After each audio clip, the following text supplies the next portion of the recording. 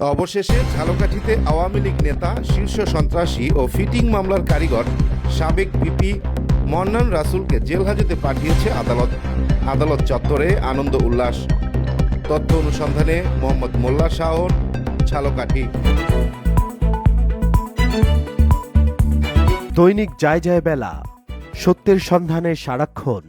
ঝালকাঠিতে 3টি মামলায় সাবেক জেলা আইনজীবী সমিতির সভাপতি ও পাবলিক প্রসিকিউটর আব্দুল মন্নান রাসুলকে কারাগারে পাঠানোর আদেশ দিয়েছেন আদালত। রোববার বেলা 11:30টায় আদালতে হাজির হয়ে জামিন আবেদন করলে জেলা ও দায়রা জজ আদালতের বিচারক মোহাম্মদ রহিবুল ইসলাম জামিন না মঞ্জুর করে কারাগারে পাঠানোর নির্দেশ দিয়েছেন। বিষয়টি নিশ্চিত করেছেন জেলা ও দায়রা জজ আদালতের public prosecutor senior advocate Maheb Hossain. Abdul Mannan Rasul শহরের রোনালসের রোডের মৃত মোহাম্মদ মুজাফফর আলী মিয়ার ছেলে।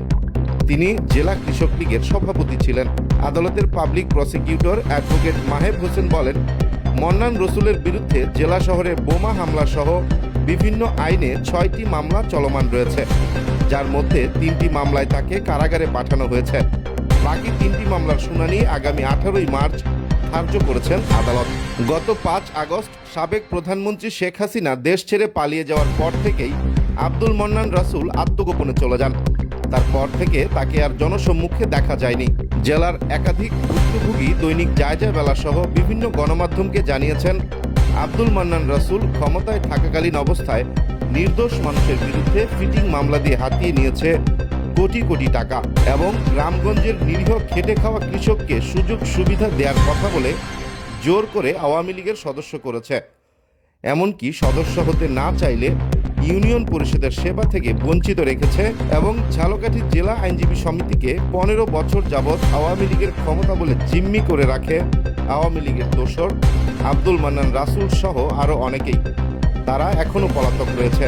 ঝালকাঠি জেলা বিএনপির সদস্য সচিব ও ঝালকাঠি জেলা আইনজীবী সমিতির সভাপতি অ্যাডভোকেট মোহাম্মদ শাহাদাত হোসেন আদালত চত্বরে সাংবাদিকদের জানিয়েছেন, আওয়ামী লীগ ক্ষমতায় থাকাকালীন অবস্থায় আইনজীবীদের বিরুদ্ধে মিথ্যা মামলা, বাড়িঘর ভাঙচুর, জেলা শহরে বোমা হামলা সহ বিভিন্ন অপকর্ম করে আসছিলেন ঝালকাঠি জেলার মূর্তিমান আতঙ্ক আমুর পুত্রখ্যাত ঝালকাঠি আইনজীবী সমিতির কথিত সভাপতি আব্দুল মান্নান রাসুল।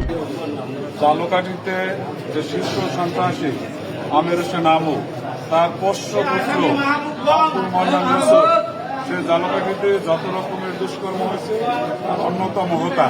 ঝালকাঠি বাড়িতে নির্বাচনী ব্যবস্থাকে বন্ধন করে দিচ্ছে।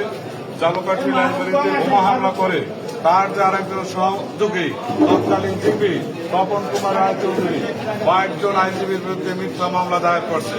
পুলিশ তদন্ত করছে এবং ঘটনার মিথ্যা প্রমাণিত হয়েছে যে আদৌ কোনো আইনজীবী জড়িত না।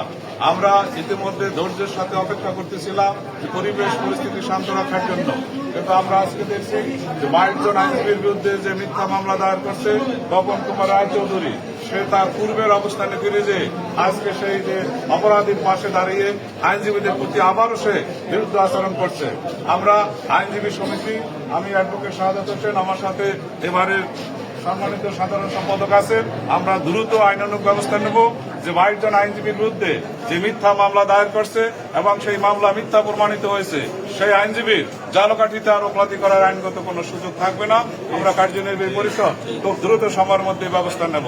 আর আপনারা জানেন যে আমার বাসা, 5তলা বাসাটা 3 ঘন্টা ব্যাপী ভাঙচুর করছে এই আব্দুল মন্নান রাসুলের নেতৃত্বে এবং সেখানে নিরীহ বাচ্চা শিশুদের পর্যন্ত গ্রেফতার করা হয়েছে।